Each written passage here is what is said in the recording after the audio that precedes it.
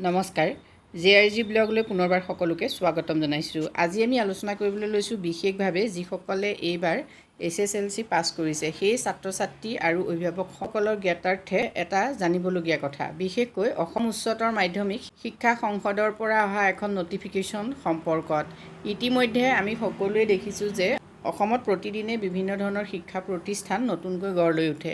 এই শিক্ষা প্ৰতিষ্ঠানবিলাকে কোনো ধৰণৰ ৰুল ৰেগুলেশ্যন নোহোৱাকৈ ছাত্ৰ ছাত্ৰীসকলক এডমিশ্যন দিয়ে। এতিয়া এই এডমিশ্যনৰ ক্ষেত্ৰত এইবাৰ শিক্ষা সংসদে এখন গুৰুত্বপূৰ্ণ জাননী জাৰি কৰিছে।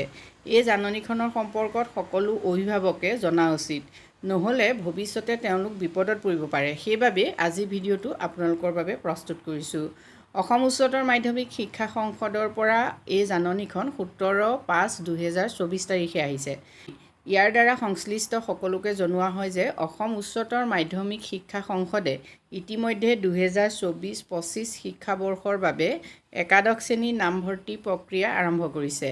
এই নামভৰ্তি প্ৰক্ৰিয়া নিৰ্দিষ্ট দৰ্পণ পৰ্টেলৰ যোগেৰে কৰাৰ ব্যৱস্থা কৰা হৈছে। দৰ্পণ পৰ্টেলত সেইসমূহ শিক্ষানুষ্ঠানেহে পঞ্জীয়ন হৈ আছে যিবোৰ শিক্ষানুষ্ঠানক অসম উচ্চতৰ মাধ্যমিক শিক্ষা সংসদে ইতিমধ্যে 10+2 শ্ৰেণীৰ নামভৰ্তি আৰু শিক্ষাদানৰ বাবে অনুমতি প্ৰদান কৰিছে।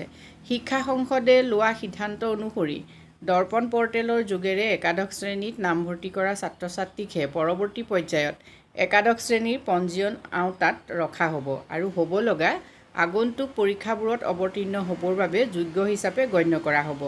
এই ক্ষেত্ৰত বিভিন্ন সূত্ৰৰ পৰা জানিব পৰা গৈছে যে দৰ্পণ পৰ্টেলত পঞ্জীয়ন নোহোৱা কিছুমান শিক্ষানুষ্ঠানে নিজাববীয়াকৈ নামভৰ্তি কৰি আছে, যিটো শিক্ষা সংসদৰ সিদ্ধান্তৰ পৰিপন্থী।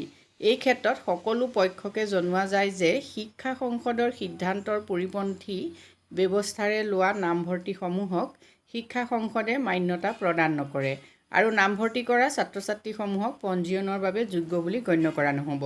সেয়েহে ইয়াৰ দ্বাৰা সংশ্লিষ্ট সকলো শিক্ষানুষ্ঠান, অভিভাৱক আৰু ছাত্ৰ ছাত্ৰীক জনোৱা যায় যে একাদশ শ্ৰেণীত যাতে দৰ্পণ পৰ্টেলৰ যোগেৰেহে নামভৰ্তি প্ৰক্ৰিয়া সম্পাদন কৰে, অন্যথা শিক্ষা সংসদে দৰ্পণ পৰ্টেলৰ জৰিয়তে নোলোৱা নামভৰ্তিসমূহৰ ক্ষেত্ৰত পঞ্জীয়ন ব্যৱস্থা কৰাৰ পৰা বিৰত থাকিব।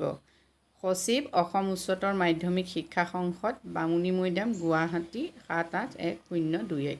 শিক্ষা সংসদৰ এই জাননীখন নতুনকৈ এডমিশ্যন দিব লগা ছাত্ৰ ছাত্ৰীসকলৰ বাবে যথেষ্ট গুৰুত্বপূৰ্ণ হয়। গতিকে আপোনালোকে যদি আপোনালোকৰ সন্তানক ইতিমধ্যে দৰ্পণত অন্তৰ্ভুক্ত নোহোৱা কোনো ইনষ্টিটিউশ্যনত শিক্ষা দিবৰ বাবে নামভৰ্তি কৰিছে তেতিয়াহ'লে এবাৰ আকৌ ভাবি চাওক। আজি ভিডিঅ'টোত আমি আপোনালোকৰ বাবে এইখিনি তথ্য আগবঢ়ালোঁ। ধন্যবাদ।